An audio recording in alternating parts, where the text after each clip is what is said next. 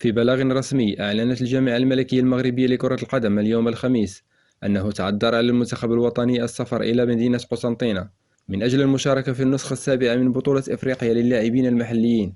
التي ستجرى بالجزائر في الفترة الممتدة ما بين 13 من يناير والرابع من فبراير لهذه السنة، للدفاع عن لقبه الذي فاز به في الدورتين الأخيرتين، وذلك لعدم الترخيص لرحلته انطلاقا من مطار الرباط سلا في اتجاه مطار قسنطينة بواسطة طائرة الخطوط الملكي المغربية الناقل الرسمي للمنتخبات الوطنية. وسبق وأكد المكتب المديري للجامعة الملكية المغربية لكرة القدم خلال الاجتماع الذي عقده في نهاية دجنبر 2022 على ضرورة سفر المنتخب الوطني إلى الجزائر على متن الخطوط الملكية المغربية. لذلك تقدمت الجامعة بطلب إلى الاتحاد الإفريقي للعبة باعتباره هي الجهاز المسؤول على تنظيم بطولة إفريقيا للاعبين المحليين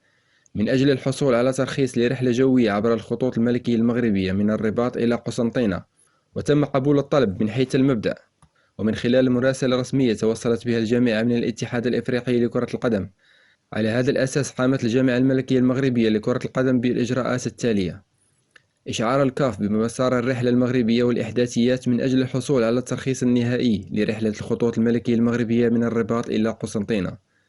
مواصلة تحضيراتها من أجل مشاركة المنتخب الوطني في هذه المنافسة القارية، حيث برمجت تجمعا إعداديا للنخبة الوطنية بمركب محمد السادس لكرة القدم بالمعمورة في الفترة ما بين 6 و10 من يناير. تخللته مباراتان وديتان أمام منتخب إثيوبيا. وقامت الجامعة بالإشارة إلى أنه بينما كان المنتخب الوطني يستعد للتوجه إلى مدينة قسنطينة يوم 10 يناير للمشاركة في هذه البطولة القارية التي ستنطلق في 13 من يناير الجاري، لم تتوصل الجامعة الملكية المغربية لكرة القدم للأسف بالترخيص النهائي لحدود تحرير البلاغ من طرف الاتحاد الإفريقي لكرة القدم للتوجه إلى الجزائر عبر الخطوط الملكية المغربية.